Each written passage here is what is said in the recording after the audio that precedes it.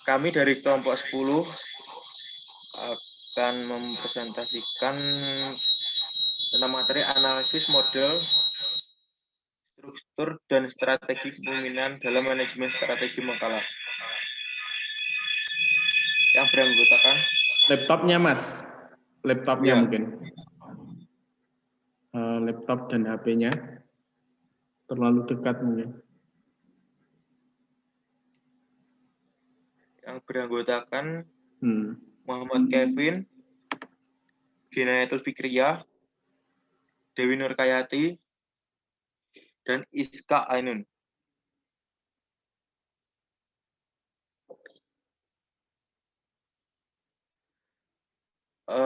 Yang pertama, pengertian kepemimpinan. Kepemimpinan dapat didefinisikan sebagai suatu proses yang kompleks di mana seorang pemimpin mempengaruhi bawahannya dalam melaksanakan dan mencapai visi, misi, dan tugas atau objektif-objektif yang dengan itu membawa organisasi menjadi lebih maju dan bersatu. Seorang pemimpin itu melakukan proses ini dengan mengaplikasikan sifat-sifat kepemimpinan dirinya, yaitu kepercayaan, nilai, etika, perwatakan, pengetahuan, dan kemahiran-kemahiran yang dimilikinya. Kepemimpinan adalah hubungan yang ada dalam diri seseorang atau pemimpin mempengaruhi orang lain untuk bekerja secara sadar dalam hubungan tugas untuk mencapai tujuan yang diinginkan. Kepemimpinan adalah suatu proses bagaimana menata dan mencapai kinerja untuk mencapai keputusan seperti bagaimana yang diinginkannya. Kepemimpinan adalah suatu rangkaian bagaimana mendistribusikan pengaturan dan situasi pada suatu waktu tertentu. Harbani mengemukakan bahwa kepemimpinan adalah kemampuan untuk mempengaruhi pihak lain melalui komunikasi, baik langsung maupun tidak langsung, dengan maksud untuk menggerakkan orang-orang agar dengan penuh pengertian, kesadaran, dan senang hati bersedia mengikuti kehendak pimpinan itu. Selanjutnya, pengertian struktur organisasi. Oke, saya lanjut pengertian struktur organisasi. Struktur organisasi adalah suatu susunan komponen-komponen atau unit-unit kerja dalam sebuah organisasi. Struktur organisasi menunjukkan bahwa adanya pembagian kerja dan bagaimana fungsi atau kegiatan-kegiatan berbeda yang dikoordinasikan. Dan selain itu, struktur organisasi juga menunjukkan mengenai spesialisasi dari pekerjaan, saluran perintah maupun penyampaian laporan.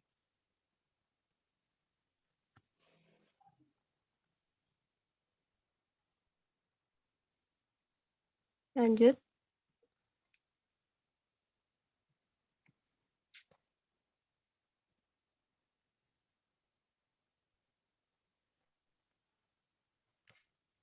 Yang C, model desain struktur organisasi.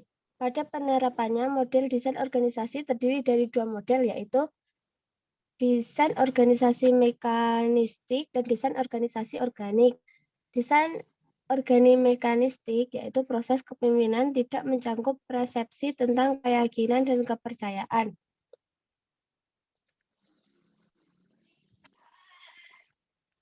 Yang desain organistik, organisasi organik, proses kepemimpinan mencangkup persepsi tentang keyakinan dan kepercayaan bawahan dalam segala persoalan. Proses motivasi berusaha menimbulkan motivasi melalui metode partisipasi. Oke, lanjut. Yang D.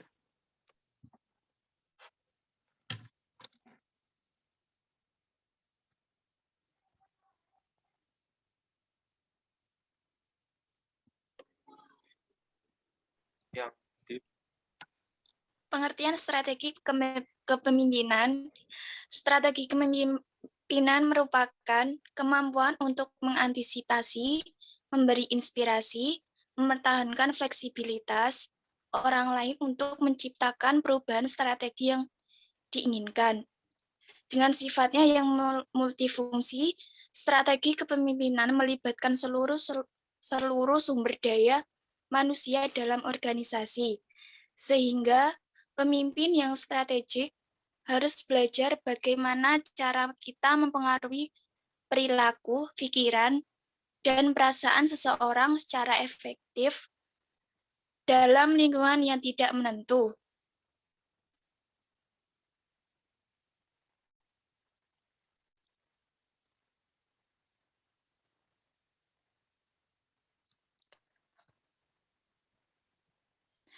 Kemampuan mengelola manusia merupakan modal penting bagi seorang pemimpin.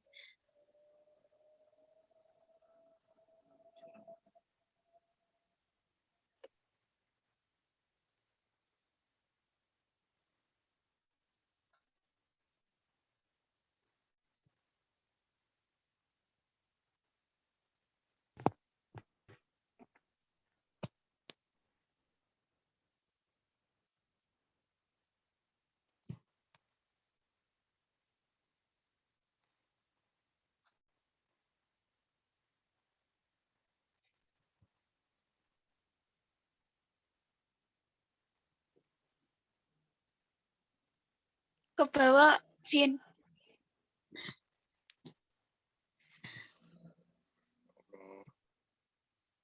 Melalui kepemimpinan strategik yang efektif, suatu perusahaan mampu memanfaatkan proses manajemen strategi dengan sukses. Dan manajer dapat melaksanakan tugasnya yang memang sudah semestinya dikerjakan. Pemimpin akan berhasil menyelesaikan tugas yang mustahil terlaksana kalau saja mereka tidak ikut campur. Mereka berhasil karena menggunakan kekuatan bisnis tersembunyi. Karyawan yang telah diperdayakan kekuatannya untuk meraih keberhasilan. Untuk alasan kedua, menjadi pemimpin adalah karena di atas para manajer terbentang langit-langit kaca, di mana posisi manajer ada batasnya di organisasi manapun. Alasan ketiga, kepuasan yang diperoleh dari pekerjaan. Menjadi pemimpin jauh lebih memuaskan daripada menjadi manajer. Alasan terakhir, tak ada hubungannya dengan keinginan, kebutuhan, dan hasrat.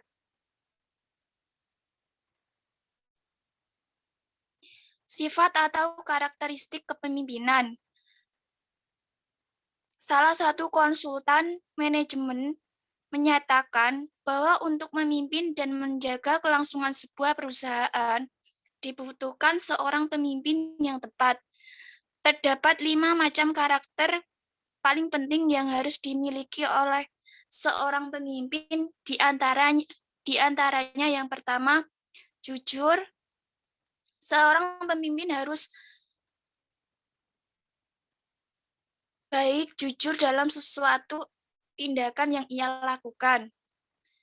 2, selalu memandang ke depan. Seorang pemimpin harus selalu mempunyai kemauan serta insting untuk mau maju ke depan dan mau melihat ke masa yang akan datang. Yang ketiga, inspirasi. Pemimpin yang baik harus sanggup memberikan inspirasi kepada bawahannya.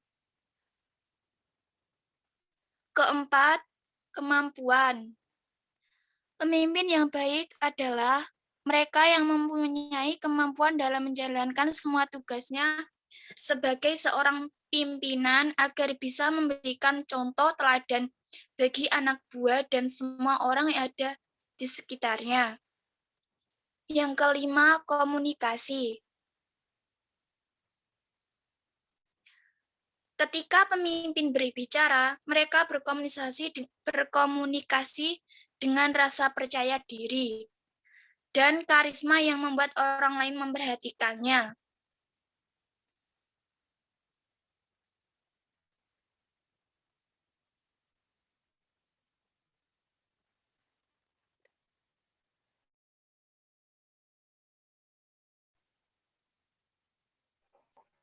Selanjutnya yaitu tindakan seorang pemimpin. Tidak semua ancaman dan peluang adalah strategis bagi perusahaan. Demikian juga tidak semua orang berada dalam mode yang sama untuk mencapai visi dan tujuan perusahaan. Perusahaan mungkin juga tidak memiliki sumber daya yang tepat untuk bersaing. Untuk alasan ini, perusahaan memerlukan pemimpin strategis. Dalam hal ini, pemimpin strategis menerjemahkan visi dan misi perusahaan ke dalam serangkaian tindakan.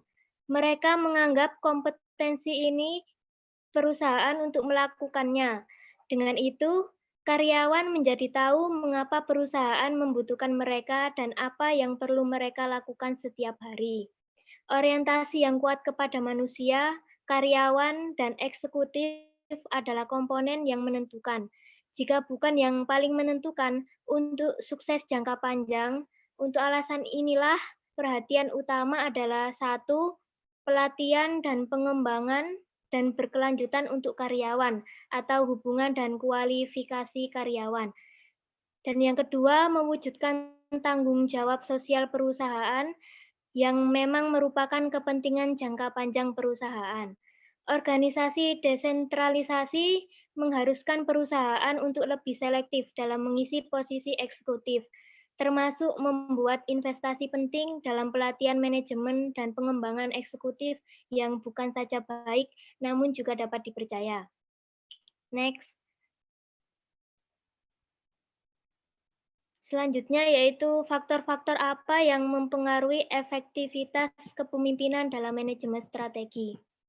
Pemimpin pada hakikatnya adalah seorang yang mempunyai kemampuan untuk mempengaruhi perilaku orang lain di dalam kerjanya dengan menggunakan kekuasaan. Dalam kegiatannya, bahwa pemimpin memiliki kekuasaan untuk mengerahkan dan mempengaruhi bawahannya sehubungan dengan tugas-tugas yang harus dilakukan. Dalam melaksanakan aktivitasnya, bahwa kepemimpinan efektivitas dipengaruhi oleh manajemen strategi adalah sebagai berikut. 1. Kepribadian atau personality, pengalaman masa lalu dan harapan pemimpin. Hal ini mencakup nilai-nilai, latar belakang, dan pengalamannya akan mempengaruhi pilihan akan gaya kepemimpinan. 2. Harapan dan perilaku atasan. 3. Karakteristik. Harapan dan perilaku bawahan mempengaruhi terhadap apa gaya kepemimpinan. 4. Kebutuhan tugas. Setiap tugas bawahan juga akan mempengaruhi gaya pemimpin. 5. Iklim dan kebijakan organisasi mempengaruhi harapan dan perilaku bawahan. Dan yang keenam, harapan dan perilaku rekan. Berdasarkan faktor-faktor tersebut, maka jelaslah bahwa kesuksesan pemimpin dalam aktivitasnya dipengaruhi oleh faktor-faktor yang dapat menunjang untuk berhasilnya suatu kepemimpinan. Oleh sebab itu, suatu tujuan akan terjadi apabila terjadinya keharmonisan dalam hubungan atau interaksi yang baik antara atasan dengan bawahan. Di samping dipengaruhi oleh latar belakang yang dimiliki pemimpin, seperti motivasi diri untuk berprestasi, kedewasaan, dan keleluasaan dalam hubungan sosial dengan sikap-sikap hubungan manusiawi.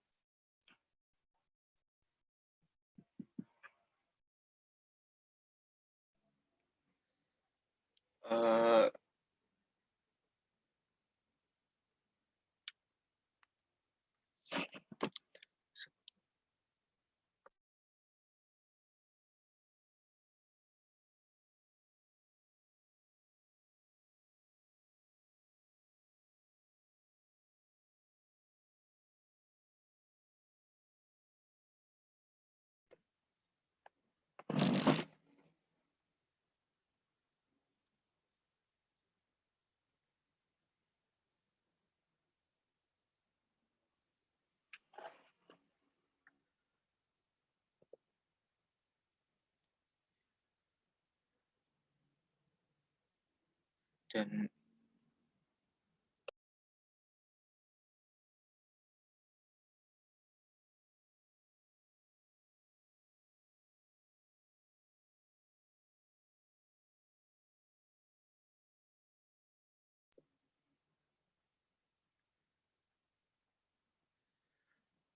penutup kesimpulan, strategi kepemimpinan adalah kemampuan untuk mengantisipasi, memberi inspirasi, mempertahankan fleksibilitas orang lain untuk menciptakan perubahan strategi yang diinginkan. Dengan sifatnya yang multifungsi, strategi kepemimpinan melibatkan seluruh sumber daya manusia dalam organisasi, sehingga pemimpin yang strategik harus belajar bagaimana cara mempengaruhi perilaku, pikiran, dan perasaan seseorang secara efektif dalam lingkungan yang tidak menentu. Terdapat 5 macam karakter paling penting yang harus dimiliki oleh seorang pemimpin, yaitu jujur, 2. Selalu memandang ke depan, 3. Inspirasi, 4. Kemampuan, 5. Komunikasi. Sekian.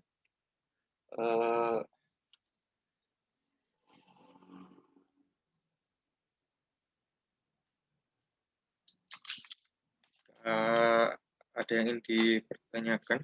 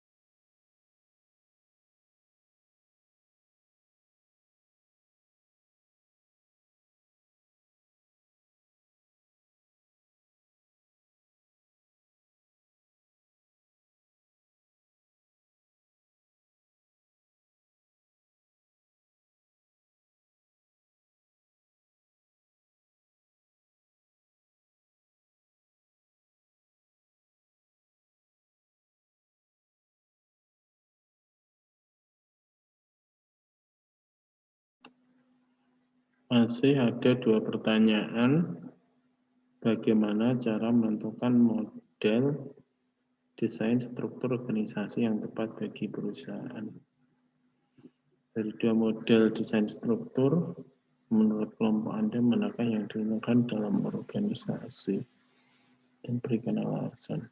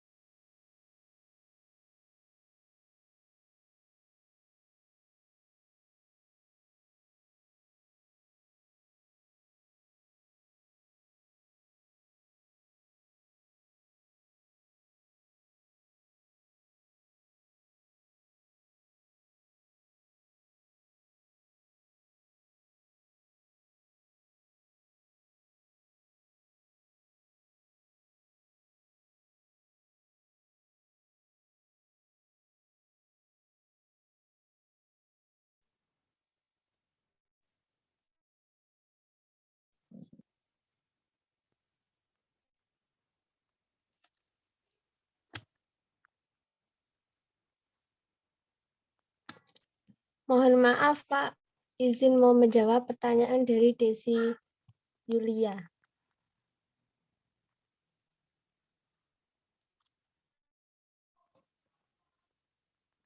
Soalnya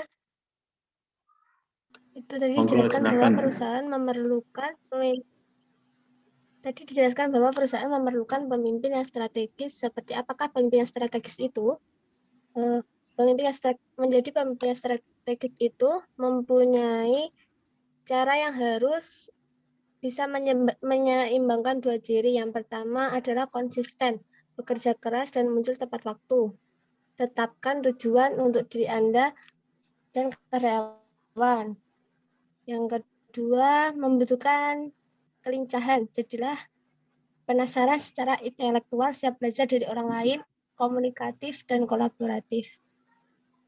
Menurut saya seperti itu. Terima kasih. Gimana Mbak Desi? Baik, terima kasih atas jawabannya, Mbak Gina. Iya.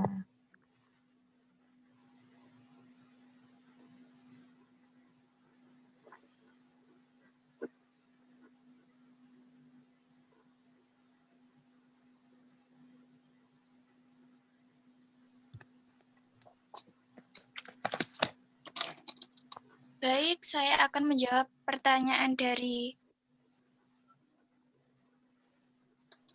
Mbak Elsania. Yang pertanyaannya, apa dampak buruk yang diakibatkan jika pemimpin tidak bisa mengelola atau mengatur sumber daya manusia dalam perusahaan? Menurut saya, dampak buruknya diantaranya efektivitas dan efisiensi menurun secara drastis, tidak adanya struktur organisasi yang jelas, pengeluaran perusahaan yang membengkak, kesejahteraan karyawan yang terganggu, serta sistem pengelolaan yang kacau. Mungkin itu yang dapat saya jawab. Bagaimana dengan jawaban Mbak Elsania? Terima kasih Mbak atas penjelasannya. Baik.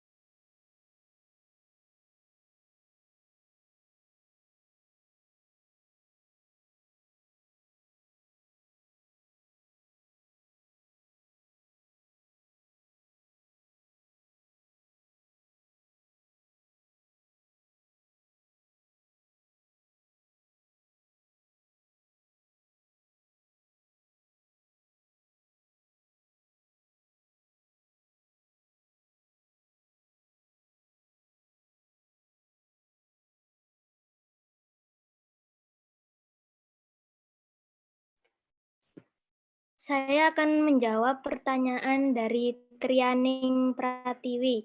Dari dua model desain struktur organisasi, menurut kelompok Anda, manakah yang sering digunakan dalam organisasi dan berikan alasannya?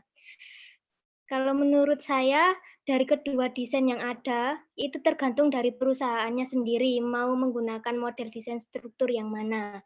Karena setiap desain itu kan mempunyai kelebihan dan kekurangan, serta pengaruh tersendiri untuk kemajuan perusahaan tersebut. Bagaimana, apakah bisa diterima?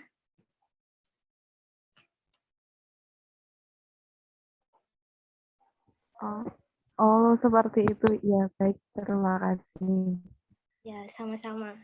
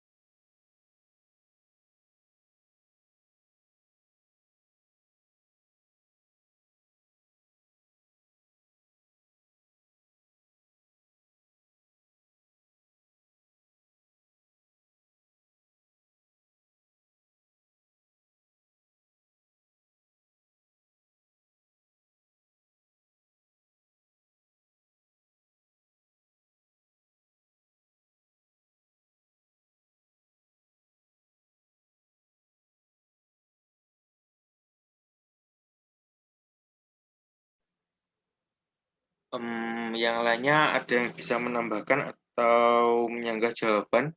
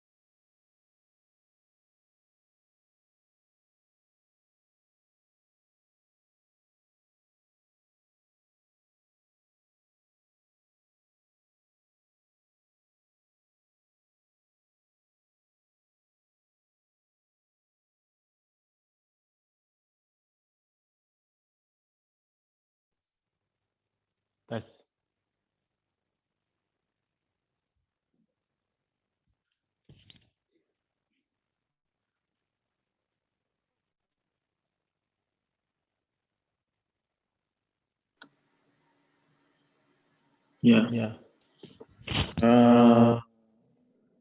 Ini untuk implementasi strategi melalui struktur. Kalau tadi ada yang bertanya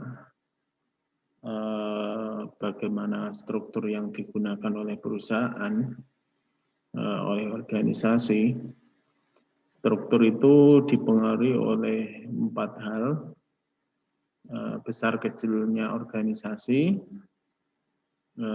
Ini sangat mempengaruhi. Semakin besar ukuran organisasi, maka struktur organisasi itu semakin kompleks.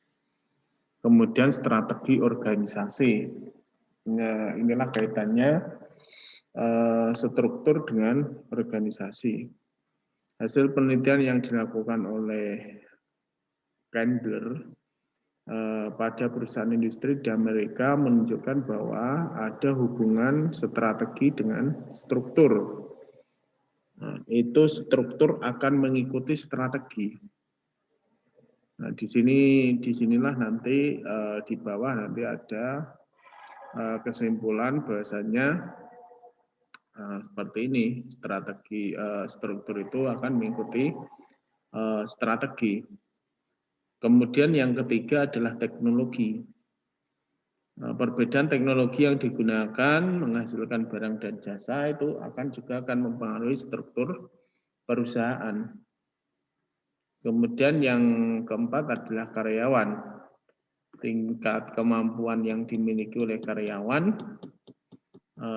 juga mempengaruhi bentuk struktur dari organisasi. Strategi dan struktur dua hal yang penting yang harus ada dalam sebuah organisasi. Tanpa keduanya ini tidak akan bisa berjalan sebuah organisasi. Strategi pada gilirannya itu akan mempengaruhi organisasi. Penjelasannya adalah strategi itu akan menentukan kegiatan organisasional yang merupakan basis pokok bagi desain organisasi. Contoh kegiatan kreativitas dan kebutuhan teknis itu sangat tinggi, mungkin desain organisasinya nanti akan tipe metrik gitu. Kemudian yang selanjutnya, strategi mempengaruhi pemilihan teknologi dan orang yang tepat untuk pelaksanaan kegiatan tersebut. Ini juga akan mempengaruhi strategi, yang akan mempengaruhi struktur. Strategi menentukan lingkungan spesifikasi di mana organisasi akan beroperasi. Ini pun juga akan mempengaruhi struktur. Ya. Jadi menurut Candler itu tadi, perubahan dalam strategi sering membutuhkan perubahan dalam cara struktur organisasi itu. Struktur menentukan secara luas bagaimana tujuan dan kebijakan akan ditentukan. Struktur menentukan secara luas bagaimana cara mengalokasikan sumber daya. Ya, karena struktur yang ada akan diisi oleh siapa, sumber dayanya akan dialokasikan. Struktur menentukan secara luas bagaimana tujuan dan kebijakan akan ditentukan. Dari struktur prajurit perwira panglima yang ada, itu bagaimana cara menentukan tujuan dan kebijakan. Perubahan dalam strategi akan mengarahkan perubahan dalam struktur.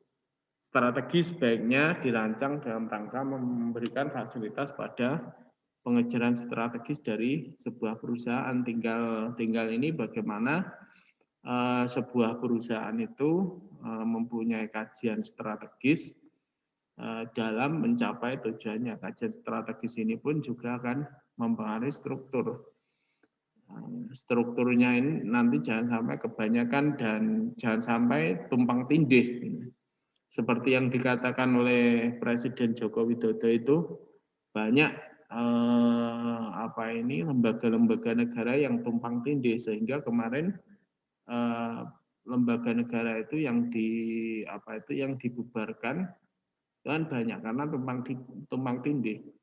Nah, itu kan karena strateginya Pak Presiden untuk mencapai tujuan, makanya strukturnya ya juga harus mengikuti seperti itu.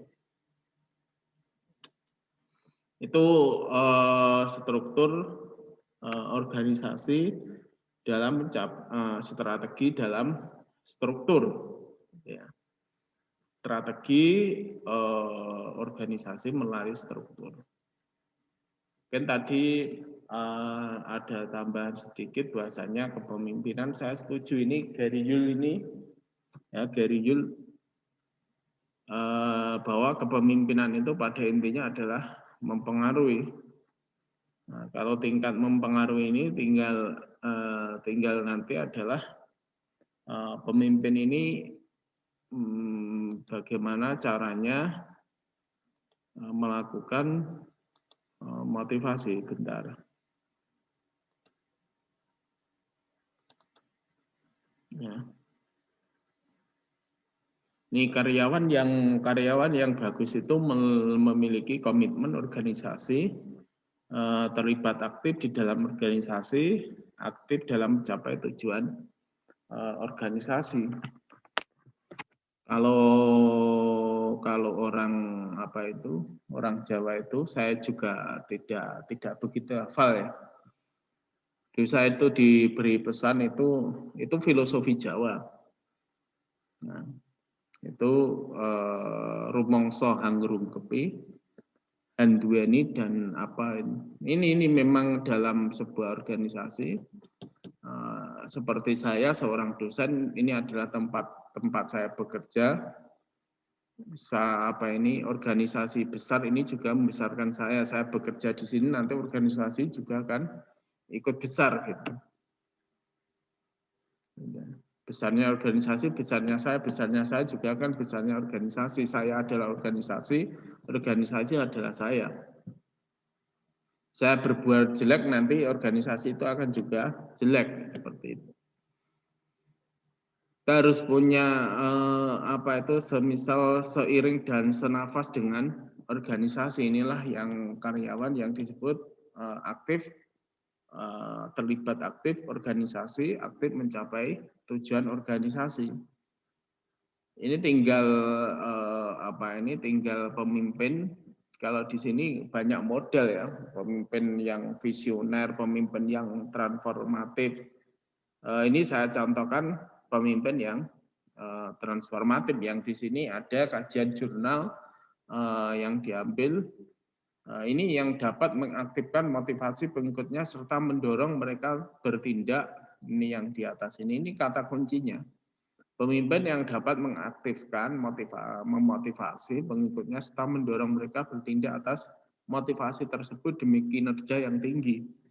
Disinilah kata tadi Gary Yull, bahasanya pemimpin itu harus mampu mempengaruhi bawahannya. Ya, walaupun di sisi lain pemimpin itu harus mempunyai keahlian baik di bidang administratif maupun manajemen. Ya, kalau tidak punya kemampuan ini pun secara administratif nanti kan juga akan kelimpungan juga. Paling tidak tahulah strategi cara-caranya, model-model administrasinya. Tidak harus mengerjakan seluruh administrasi itu bisa, tidak. Tapi dia harus tahu bagaimana prosedur-prosedurnya. Nah, kalau manajemen itu kan tinggal ruh orangnya itu bagaimana ingin mencapai sebuah tujuan perusahaan. Ya, ini jelas di sini jelas semuanya menyatakan bahwasanya kepemimpinan transformasional itu ini memberikan pengaruh kepada kepuasan kinerja karyawan. Nah, ini seperti yang saya katakan, ini adalah pernyataan dari Gary Yull. Inilah yang kepemimpinan strategik itu di sini. Karena bagaimanapun juga organisasi itu adalah sebuah sistem dan di situ banyak unsur yang mengerjakan unsur itu bisa mesin dan manusia. Ini yang sangat kompleks. Ya, mesin hanya membutuhkan teknisi, tapi manusia ini yang membutuhkan selain apa itu juga butuh teknisi, butuh logistik, juga butuh logika. Ini kebutuhan-kebutuhan apalagi kalau Anda belajar dengan psikologis, kebutuhan Sigmund Freud gitu ya. Ya, pemimpin juga harus sadar mana yang kepemimpinan ini, kalau orang ini punya psikologis, orang itu yang disentuh apanya dulu gitu. Yang disentuh hatinya, ya, pikirannya, atau perilakunya. Ini harus peka seorang pemimpin kan seperti itu. Ini tipikal tinggal kepemimpinannya saja. Oke, gaya kepemimpinan, kepuasan kerja, komitmen organisasi.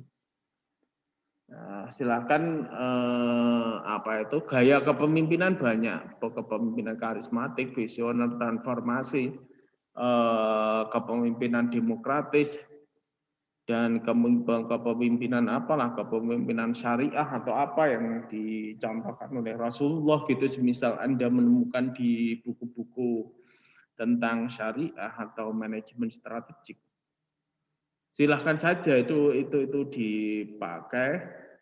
Itu di dalam apa itu sebuah perusahaan bisa saja itu dipakai, dan itu tinggal melihat situasi dan kondisi perusahaan kapan tipikal kepemimpinan itu harus dilaksanakan. Ini harus diterapkan kapan. Ini tinggal tinggal pemimpin ini harus pandai-pandai melihat situasi dan kondisi perusahaan. Tidak hanya melulu transformasi, tidak hanya melulu visioner. Tidak, kadang juga harus demokratis gitu. Kadang ada tipikal kepemimpinan semisal laissez-faire, kepemimpinan yang diktator. Semisal itu pun juga butuh. Kapan butuhnya itu tinggal perasaan psikologis atau kebiasaan, pengalaman dari seorang pemimpin. Dari mungkin Anda ini lahir di tahun 2000-an, di tahun 2000-an mungkin gaya kepemimpinan kalau Anda mau melihat gitu ya. Kalau sekarang mungkin Anda ini bukan hanya presiden, lihat aja gubernur gitu, atau mungkin nanti rektor, atau kepemimpinan jurusan. Anda bisa memilah dan memilih sebenarnya tipikal pemimpin itu harus bagaimana.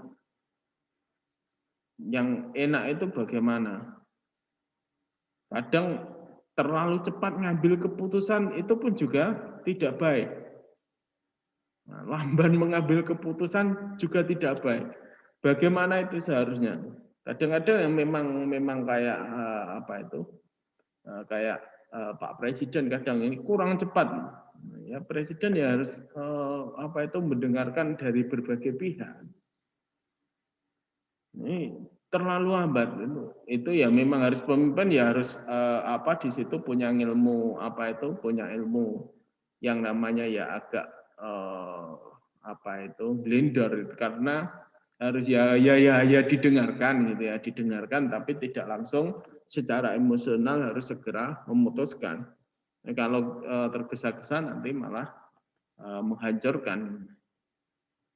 Kita harus tahu kapan saat tepat mengambil sebuah keputusan. Oke, itu soal manajemen kepemimpinan. Tadi ada lagi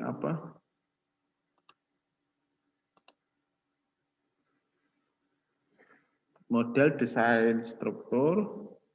Dampak buruk diakibat jika pemimpin tidak bisa mengelola, mengatur sumber daya manusia, ya wassalam itu ya.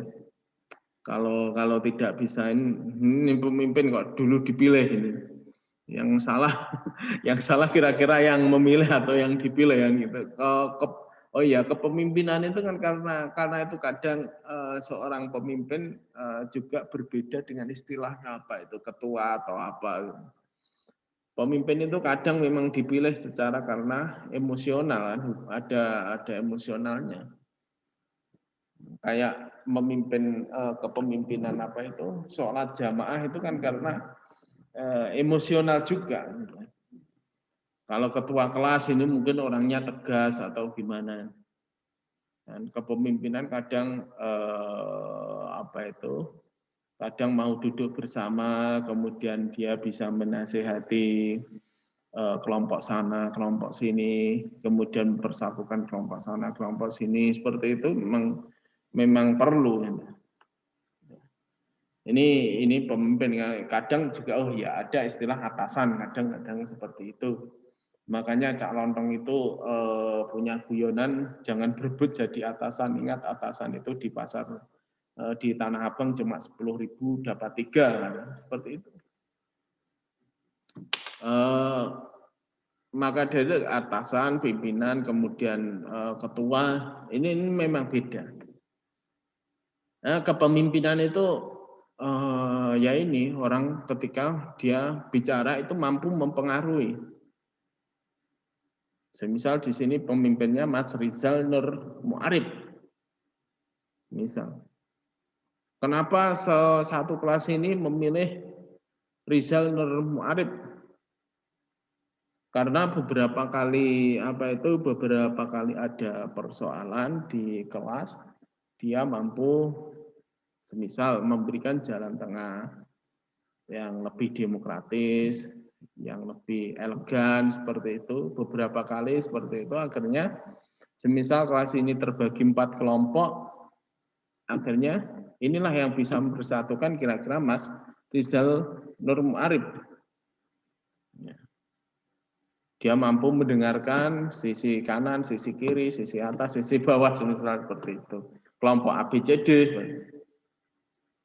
Ini kepemimpinan, seorang pemimpin. Ini seperti itu.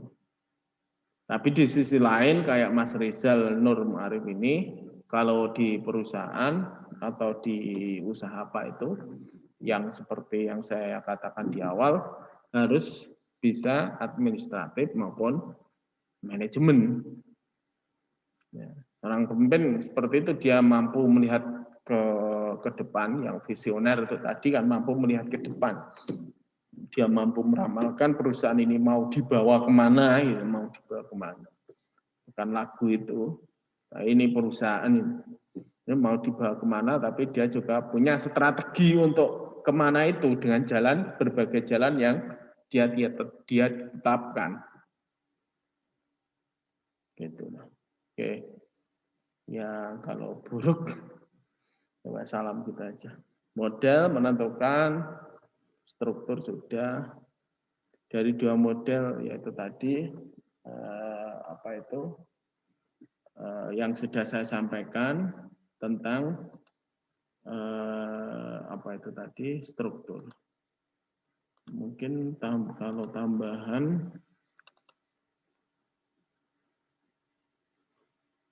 tadi tentang struktur, implementasi, pemimpin formal dan informal, fokus seorang pemimpin, kadang seorang pemimpin fokus pada tugas, ada pemimpin yang fokus pada karyawan. Padahal ini dua-duanya harus seimbang. Kemampuan dan pengetahuan seorang pemimpin, ini yang saya katakan secara fungsi manajemen dalam organisasi, kemudian juga administrasi. Inilah dia punya kontak, kemampuan memadukan tim manajemen, kemampuan kepemimpinan, kemampuan melakukan perubahan, visioner, hubungan baik dengan pihak-pihak terkait, gitu ya. Dari semisal kelompok ABCD tadi mempunyai hubungan yang baik. Kadang ini yang sulit ini, punya keahlian khusus yang tidak dimiliki oleh orang lain. Inilah yang membuat sekelompok orang itu kemudian memilih si A atau si B menjadi pemimpin karena dia mempunyai keahlian khusus. Ya, kemampuan manajerial umum, kemudian pengetahuan bisnis. Kemudian kalau pelaksanaan ini hanya teoritis, ya jelas nanti teknisnya ya, dia harus mengarah strateginya, kemudian memanfaatkan atau mempertahankan kompetensi inti di karyawannya ini.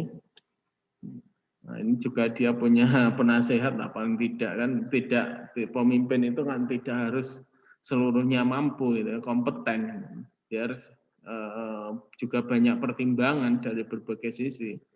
Orangnya ini benar-benar kompeten atau tidak, ini patut dipertahankan atau dimanfaatkan atau bagaimana. Kemudian mengembangkan modal manusia, mempertahankan budaya perusahaan yang efektif.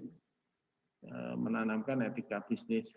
Ini etika bisnis kalau kita kan etik secara Islamik, mengembangkan pengendalian memang ini harus ada ini pengendalian strategik.